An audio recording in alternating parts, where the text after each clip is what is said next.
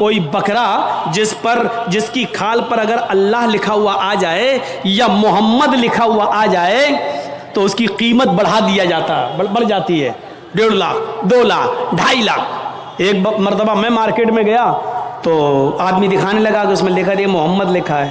ہم نے کہا چلیے ہوگا، لکھا ہوگا، چلیے قیمت کیا ہے؟ کہتا ہے کہ 2.5 لاکھ۔ میں نے کہا کیوں؟ کہنے لگا محمد لکھا ہے۔ میں نے کہا اچھا ایسا کرو کہ بکرا مجھے دے دو جتنے کا ہے، کھال میں تمہیں دے دوں گا۔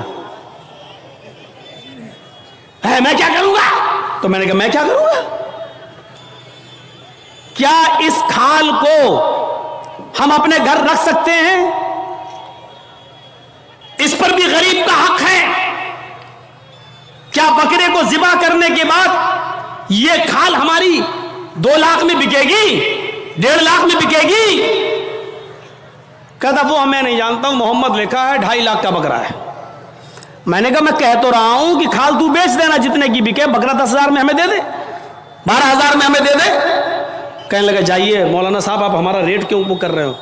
لوگوں نے ایک فضول کی بحث بڑھا دی، اس پہ اللہ لکھا ہے تو اس کی قیمت بڑھ گئی، محمد لکھا ہے تو اس کی قیمت، جس پر یہ چیزیں لکھی ہوئی ہوں اور کم کر دو اس کی قیمت۔ میرے بھائیوں کسی حدیث میں نہیں آیا ہے کہ جس بکرے پر اللہ لکھا ہو تو اس کو اتنے روپے میں خریدو، اور لکھا ہوتا نہیں ہے، وہ ہمیں اور آپ کو اس کا ایک نقش دکھائی دیتا ہے۔ بس یہ الف بال یہ لام پوری طریقے سے دیکھا جائے تو پورا لکھا ہوا بھی نہیں ہوگا، اس پر تشدید بنی ہوگی، پھر اس پہ کھڑا الف ہوگا، پھر آپ پوری طریقے سے اگر دیکھیں تو ملے گا بھی نہیں ایسا، لیکن محسوس ایسا کرائیں گے کہ دیکھیے یہ اللہ، حالانکہ دیکھا جائے تو یہ بھی اللہ ہی ہے۔ دیکھیے یہ بھی اللہ ہی ہے، الف یہ الف ہو گیا نا، اور لام کیسا ہوتا ہے؟ یہ لام ہوا، پھر ایک اور لام ہوا، پھر یہ اس کے اوپر کا الف اور یہ ہے، تو دیکھا جائے یہ کیا ہے؟ اللہ ہی ہے۔ اگر آپ اس پر روشنائی لگا دیں پورا، اور پھر اس کو آپ یہ داہنے ہاتھ کو اس طریقے سے دیوار پہ چھاپ دیں تو آپ دیکھیں گے عربی میں اللہ ہی لکھا ہوا نظر آئے گا، اللہ ہی لکھا ہوا نظر آئے گا۔ اب بتائیے جب اللہ لکھا ہوا نظر آئے گا تو ہم کیا مانیں؟ اب اس ہاتھ سے آدمی شراب بھی پی رہا ہے، اب اس ہاتھ سے آدمی جوا بھی کھیل رہا ہے، اس ہاتھ سے غلط چیزوں کو بھی پکڑ رہا ہے، تو ان چیزوں سے حیثیت نہیں بڑھ جاتی ہے؟ سادھوؤں کی طرح اللہ کے رسول کے پاس سب کچھ تھا، لیکن کوئی چیز آپ نے اپنے اوپر خرچ نہیں کی۔ تاریخ بتاتی ہے 100 اونٹ ہمارے پاس اگر 2 جانور بھی آ جائیں قربانی کے لیے تو آج ہم 10ویں کو کرتے ہیں اور دوسرا بکرا 12ویں کو کریں گے۔ کیوں؟ میری بیٹی آئے گی، میری بہن آئے گی، میرے رشتہ دار آئیں گے، دوسرا بکرا ہم 12ویں تاریخ کو کریں گے اپنے رشتہ داروں کو دعوت دینے کے لیے۔ لیکن اللہ کے رسول نے 100 اونٹوں کی قربانی کی اور ایک ہی دن کی 10ویں تاریخ کو۔ میں یہ نہیں کہہ رہا ہوں 11 کو نہیں کر سکتے ہو، 12 کو نہیں کر سکتے ہو، 13 کو نہیں، میں منع نہیں کر رہا ہوں، جائز ہے۔ کل ایام التشریق ذبح، ایام تشریق کے سارے دن قربانی کے دن ہے، میں منع نہیں کر رہا ہوں، لیکن اللہ کے رسول نے 11ویں اور 12ویں کو اور 13ویں کو قربانی نہیں کی۔ آپ نے 100 اونٹ بھی ذبح کیے تو 10 کو کیے ہیں 100، اور گوشت سارا کا سارا تقسیم کر دیا۔ آپ نے اپنے پاس کچھ نہیں رکھا۔ جرجیت صاحب شادی سے پہلے کس پہ سوتے تھے؟ دری پر، چٹائی پر۔ جرجیت صاحب کی شادی ہو گئی، جہیز میں ڈبل بیڈ مل گیا، مسہری مل گئی، بستر مل گیا۔ شادی کے بعد ہماری سونے کی سٹائل بدل گئی، چلنے کی سٹائل بدل گئی۔ جرجیت صاحب سائیکل پہ چلتے تھے، اب بائک پہ چل رہے ہیں، بڑے آدمی ہیں، 4 ویلر بھی دے دی ہوگی ہو سکتا ہے سسرال والوں نے، اب 4 پہیے کی گاڑی پہ چل رہے ہیں۔ رہنے کی سٹائل بدل سکتی ہے، لیکن محمد رسول اللہ 25 سال کی عمر میں جب 40 سال کی ایک بوڑھی عورت خدیجہ سے نکاح کرتے ہیں، خدیجہ عرب کی بہت بڑی دولت مند اور رئیس خاتون تھی، جب اللہ کے رسول کی شادی ان کے ساتھ ہوتی ہے تو خدیجہ اپنے ساتھ سارا مال بھی لے کے آتی ہیں، سارا خزانہ لے کے آتی ہیں، سارا بزنس لے کر آتی ہیں۔ اللہ کے نبی صلی اللہ علیہ وسلم شادی کے بعد بھی اسی چٹائی پر، اسی اکیلے بستر پہ سویا کرتے تھے جو شادی سے پہلے آپ سویا کرتے تھے۔ آپ تعجب کریں گے، ایک بار اللہ کے نبی صلی اللہ علیہ وسلم جس بستر پہ سو رہے تھے، حضرت عائشہ نے اس بستر پر لیٹ کر دیکھا جو کافی گڑ رہی تھی۔ فرمایا اللہ کے نبی کو یہ بستر کتنا گڑتا ہوگا، کتنا چبھتا ہوگا۔ حضرت عائشہ نے اس بستر کو دوہرا کر دیا، دوہرا اکیرا تھا اس کو دوہرا کر دیا تاکہ تھوڑا سا نرم ہو جائے۔ اللہ کے نبی اس بستر پہ سو جاتے ہیں، تہجد کی نماز میں نہیں اٹھ پاتے ہیں۔ جب آنکھ کھلی تو فجر کا وقت تھا، فجر کی نماز پڑھانے کے بعد جب گھر پہ آتے ہیں تو پوچھتے ہیں عائشہ تم نے بستر پر ایسی کون سی چیز بچھا دی تھی؟ عائشہ تم نے بستر پر ایسا کیا بچھا دیا تھا؟ آج مجھے نیند آ گئی اور میں رات میں اللہ کی عبادت نہ کر سکا، تہجد کے اندر اٹھ نہیں سکا۔ فرمایا اے اللہ کے نبی بستر کے نیچے تو میں نے کچھ نہیں بچھایا، وہ بستر جو اکھیرا تھا اس کو میں نے دوہرا کر دیا۔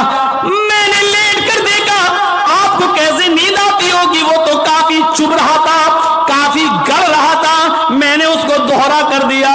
فرمایا عائشہ ایسا مت کرو، جیسا بستر پہلے بچھاتی تھی اسی طرح بچھاؤ، بستر کو اکھیرا رہنے دو، میری پیٹھ پر گڑتا ہے تو گڑنے دو، میری پیٹھ پر چبھتا ہے تو چبھنے دو۔ جب بستر گڑتا تھا چبھتا تھا تو میری آنکھ کھل جاتی تھی اور میں رات میں اٹھ کر تہجد کی نماز پڑھ لیا کرتا تھا، اللہ کو یاد کر لیا کرتا تھا۔ عائشہ آئندہ بستر اسی طرح بچھاؤ، میرے لیے آرام کا ایسا انتظام نہ کرو کہ بستر پر مجھے نیند آ جائے اور پھر میں اس رات میں اٹھ کر اللہ کو یاد نہ کر سکوں، اس رات اٹھ کر میں اللہ کو کا ذکر نہ کر سکوں، تہجد کی نماز نہ پڑھ سکوں۔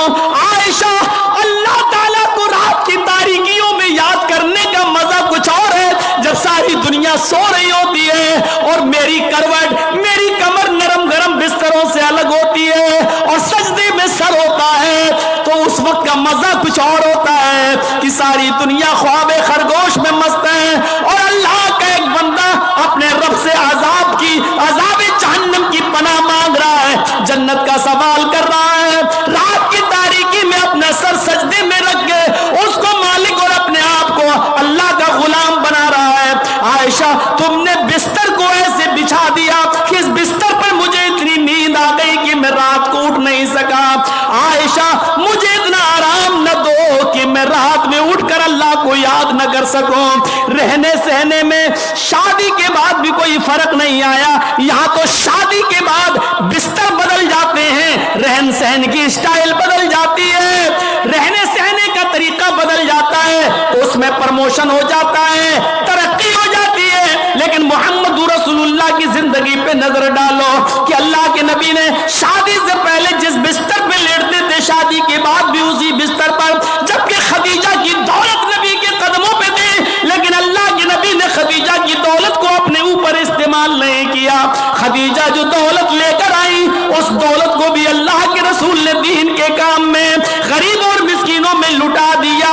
میرے بھائیوں ہمیں دیکھنا ہے کہ سادھو کون ہے۔ سادھو اس کو کہتے ہیں جس کے پاس سب کچھ ہو، دولت کی کمی نہ ہو، لیکن اس نے اپنے اوپر کوئی چیز خرچ نہ کی ہو، سب غریبوں اور مسکینوں میں لٹا دیا ہو۔ اس تعریف کا صحیح حقدار صرف جناب محمد رسول اللہ صلی اللہ علیہ وسلم ہے۔ آپ کے پاس کس چیز کی کمی تھی؟ لوگ کہتے بہت غریب تھے، یہ تھے، نہیں، اللہ کے رسول سے زیادہ کوئی امیر تھا؟ اللہ نے کہا تھا کہو تو اس پہاڑ کو ہم سونے کا بنا دیں، اور یہ احد پہاڑ جب سونے کا بن جائے تو جہاں آپ چلیں یہ پہاڑ بھی آپ کے ساتھ چلے۔ لیکن اللہ کے نبی نے اللہ تعالیٰ کے اس فرمان کو، اس گزارے اللہ تعالیٰ کے اس حکم کو نافذ ہونے کے بعد منع کر دیا کہ نہیں نہیں اے اللہ مجھے دنیا میں آرام نہیں، سونا نہیں چاہیے، چاندی نہیں چاہیے، بلکہ آپ نے فرمایا اللہم اجعلنی فی حیاتی مسکینا، اے اللہ دنیا میں مجھے جتنے دن زندہ رکھ، مسکین بنا کے زندہ رکھنا۔ اے اللہ جب مجھے موت آئے تو مجھے موت آئے اور اے اللہ کل قیامت کے دن جب میں اٹھایا جاؤں تو فقیروں میں اور مسکینوں ہی میں اٹھایا جاؤں. یہ اللہ کے رسول کی دعا تھی جبکہ اللہ تعالیٰ تو احد پہاڑ کو سونے کا بنانے کے لیے تیار تھا. نبی اکرم جہاں چلتے پہاڑ آپ کے ساتھ ساتھ چلتا, لیکن اللہ کے رسول نے پہاڑ کو سونے کا بنانے سے منع کر دیا اور کہا کہ مجھے دنیا کے عیش و آرام نہیں چاہیے.